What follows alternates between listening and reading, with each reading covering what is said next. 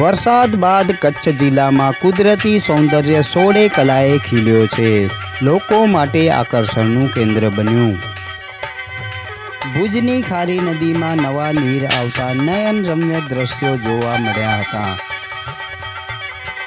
હજારો વર્ષોથી વહેતી ખારી નદીની કોતરોના નજારા હૃદય સ્પર્શે તેવા દેખાયા.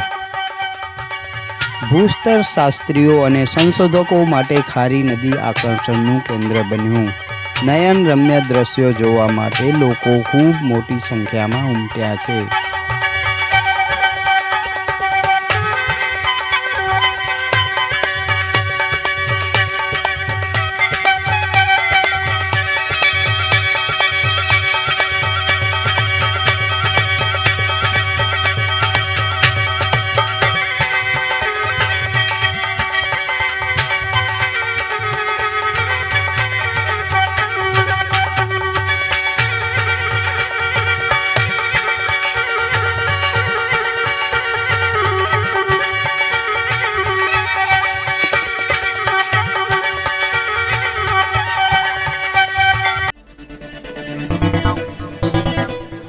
નમસ્કાર, આવાજ જનતા કી માંથી હું સતીશ વાવસર આપનું સ્વાગત કરું છું.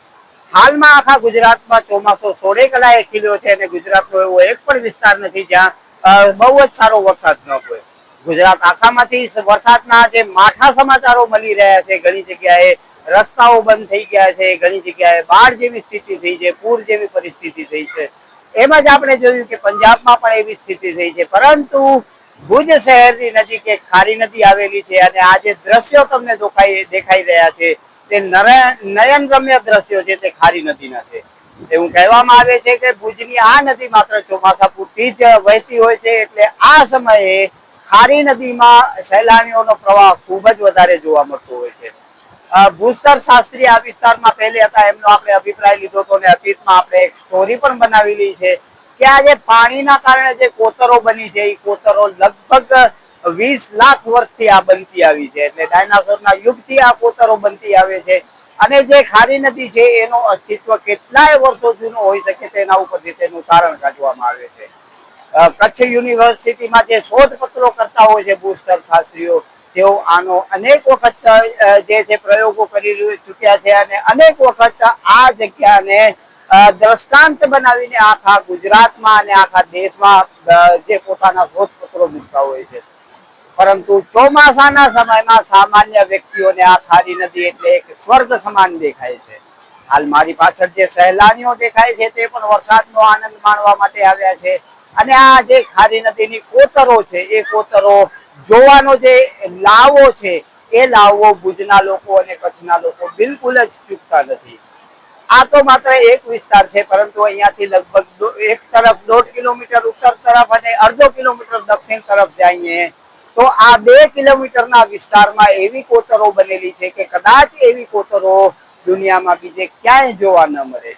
હા, પરંતુ માત્ર આ કોતરો તમને વરસાદના સમયમાં જ એક્ટિવ દેખાય છે, કેમ કે ત્યાર પછી અહીંયા તેને કોઈ જ હોતું નથી, એટલે તે ખૂબ જ મુશ્કેલી છે. પરંતુ જે વૈજ્ઞાનિકો છે, જે શોધપત્રો પ્રસ્થાપિત કરતા હોય તે લોકો માટે આ ખારી નદી ખૂબ જ અગત્યની બની રહી છે અને આ દ્રશ્યો અને આ કોતરો કદાચ આખી દુનિયામાં ખારી નદી સિવાય ક્યાંય જોવા મળતા નહીં હોય. આમ તો કચ્છ જિલ્લામાં જૂના રાજા જેવા મોટા ડેમો છે, રુદ્રમાતા જેવા ડેમો છે, આપણે પાલાજુના જેવું જોયો એવા અનેક નયન રમણીય સ્થળો છે. પરંતુ આ ખારી નદી છે તે ખારી નદી જોતા એવું લાગે છે કે કદાચ ઘણા વર્ષોથી આ વિસ્તારમાં લોકો આવે છે અને આ જે કોતરો બની છે તે કોતરો ઇતિહાસને આખે આખો આબેહૂબ અહીં કહી રહ્યા છે. નમસ્કાર, આવાજ જનતા કી માંથી હું સતીશ વાવસર. તમને અમારી સ્ટોરી સારી લાગે તો લાઈક કરો, સારી ન લાગે તો અમને સૂચન આપો, પરંતુ સબસ્ક્રાઇબ કરજો જરૂર. નમસ્કાર.